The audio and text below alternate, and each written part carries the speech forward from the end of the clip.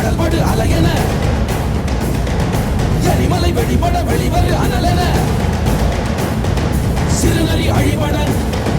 விரைகிற புலியென என் வழி தனி வழி